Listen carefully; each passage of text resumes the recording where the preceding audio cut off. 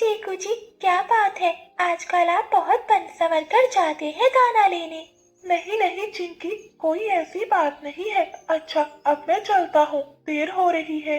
ऐसा कहते हुए चीकू तोता घर से निकल जाता है।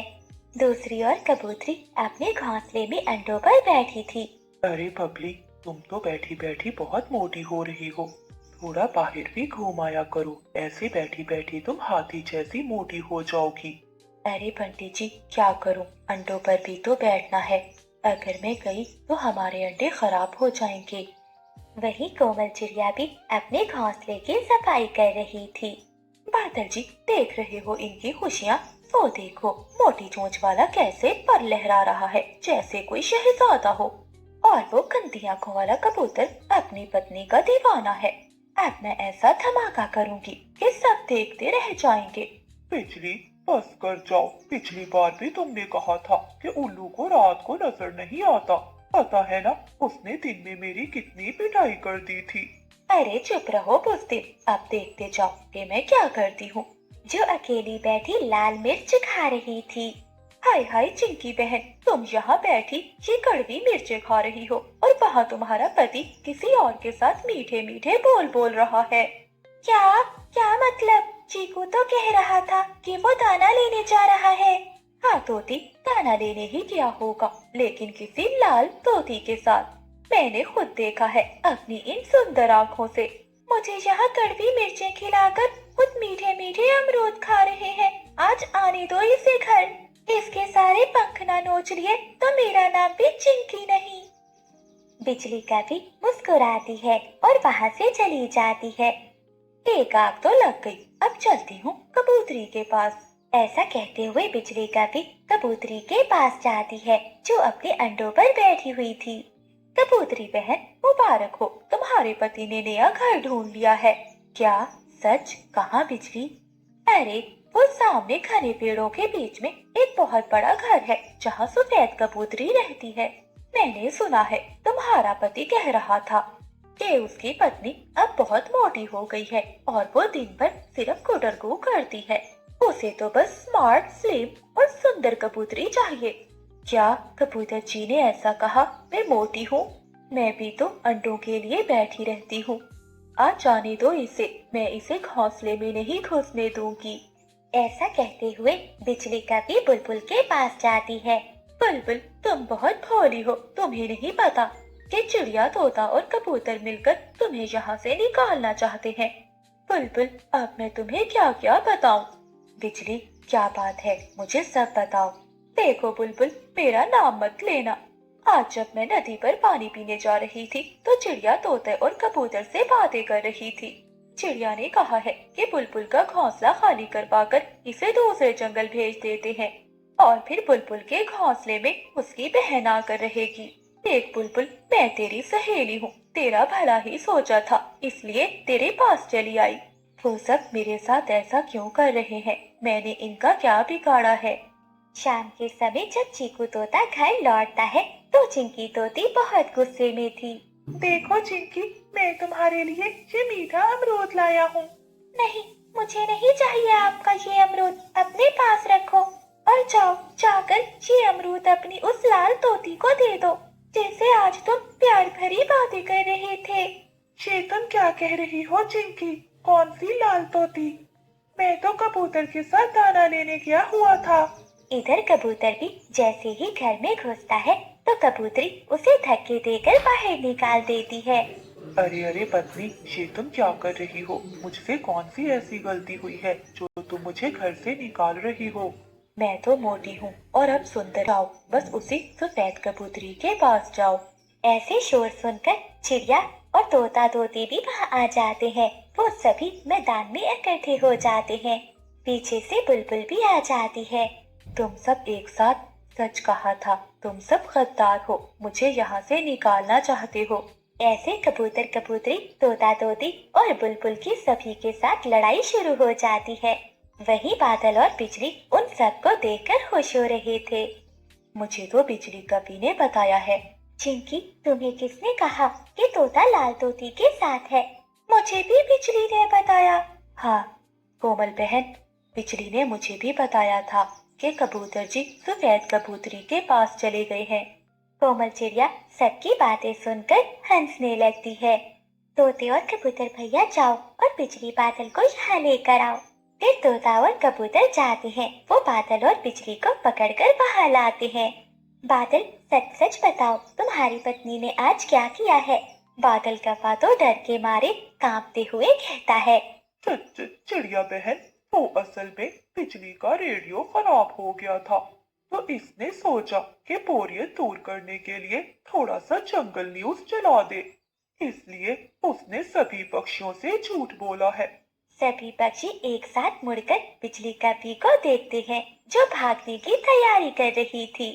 अच्छा बिजली, ये तो तुम्हारा काम था। मैंने तो अपनी पूरी जिंदगी अपनी पत्नी के अलावा किसी और को नहीं देखा। और हाँ बिजली, मेरी पत्नी जैसी भी है, मैं अपनी पत्नी से बहुत प्यार करता हूँ। चिंकी, तोती, कबूतरी और बुलबुल मिलकर बिजली कपी पर हमला कर देती हैं। कभी आगे आगे और सब पक्षी पीछे पीछे। मैंने तो पहले ही कहा था बिजली, ऐसा काम मत करो। प्यारे दोस्तों, जब तक हम दूसरों की बातों पर यकीन करते रहेंगे, हमारे अपने घर ही चलते रहेंगे। तो प्यारे दोस्तों, इस कहानी को लाइक, चैनल को सब्सक्राइब और अपने दोस्तों के साथ शेयर करना मत भूलिएगा। आपका धन्यवाद। कोमल चिड़िया अपने टूटे हुए घोंसले में अपने बेटे बबलू को पंखों में छुपाए बैठी थी, जिसका शरीर बुखार से तप रहा था। बंटी चिड़ा पिंकी चिड़िया के साथ घर आता है। शुक्र है बंटी जी, आप आ गए। देखिए बबलू की हालत कितनी खराब है। बुलबुल डॉक्टर ने कहा है कि इसे ताकत की जरूरत है। क्या आप कुछ लाए हो? नहीं, कुछ नहीं लाया, और अब से मैं कुछ लाऊंगा भी नहीं। देखो कोमल, मैं तुम्हारी इस रोज रोज की बीमारी और तुमसे बहुत तंग आ गया हूँ। मैं भी एक आजाद पक्षी हूँ और मैंने अपनी जिंदगी का फैसला कर लिया है। शेर रही पिंकी, मैंने इससे शादी कर ली है। ये आप क्या कह रहे हैं बंटी जी? देखिए ना, हमारा घर है, हमारा बच्चा है। क्या आपको अपने छोटे मासूम बच्चे पर भी तरस नहीं आया? दर्द, मोहब्बत अब बोझ बन गई है। मुझे पिंकी चिड़िया मिल गई है। देखो तो, ये कितनी सुंदर और जवान है। ऐसा कहते हुए बंटी चिड़ा पिंकी चिड़िया को लेकर वहाँ से चला जाता है।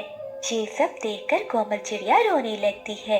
वो बेचारी मासूम चिड़िया करती भी तो क्या, वो अपने बेटे के पास बैठ जाती है। उसी समय सामने बैठे बादल और बिजली ये सब देख रहे थे। बादल जी, देखा, बंटी तो चला गया किसी और चिड़िया के साथ। अब ये छोटी चिड़िया कहाँ से हमारे घर का किराया देगी? और किसी पक्षी को घर किराए पर दे देंगे। ऐसा कहते हुए वो दोनों पति पत्नी चिड़िया के पास। हाय हाय चिड़िया, तेरा पति तो उड़ गया, अब तू हमारे घोंसले का किराया कैसे देगी? तेरा तो इस जंगल में कोई और भी नहीं है। तू अपना सामान उठा और यहाँ से दफा हो जा। बिजली बहन, ऊपर वाले के लिए मुझ पर रहम करो। मेरा बच्चा मर रहा है और बाहर तूफान है। मैं इसे लेकर इस हाल में कहाँ जाऊंगी? कम से कम आज की रात तो हमें यहाँ रहने दो। देख चिड़िया, अगर तू कह रही है तो ठीक है, आज की रात है तेरे पास। कल का सूरज निकलते ही तुम यहाँ से चली जाना।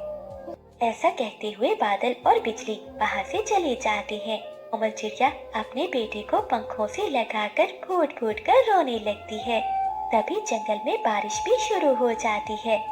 कोमल चिड़िया अपनी टूटी हुई हिम्मत जमा करती है और अपने जख्मी दिल के साथ तोते के घर जाती है। तोता और तोती अपने लकड़ियों के घर में बैठे अमरूद खा रहे थे। कोमल चिड़िया दरवाजे पर जाकर दस्तक देती है। तोते भैया, तोती बहन, जल्दी दरवाजा खोले। मेरे भैया, मेरा पति मुझे इस हाल में छोड़कर चला गया है। मेरे पास अपने बच्चे को खिलाने के लिए एक भी दाना नहीं है। बबलू की सांसें उखड़ रही हैं। आप मुझे थोड़ा सा भोजन दे दे। चिड़िया की बात सुनकर तोती बोलती है, देखो कोमल, इस समय हमारे पास कुछ भी नहीं है। हमने थोड़ा भोजन जमा किया है, क्योंकि कल मेरी माँ और मेरी बहन आने वाली है। अगर वो भोजन हमने तुम्हें दे दिया तो हम उन्हें क्या खिलाएंगे? और वैसे भी अगर तुम्हारा पति तुम्हें छोड़कर गया है तो इसमें तुम्हारी ही गलती होगी। वो भूख और बुखार से नीला पड़ रहा है। देखो कोमल, चिंकी ठीक कह रही है। हम तुम्हें भोजन देकर अपनी दावत खराब नहीं करना चाहते। तुम बंटी कबूतर के पास जाओ, हो सकता है उसके पास कुछ दाने बचे हो। अब जाओ, हमारी नींद खराब हो रही है।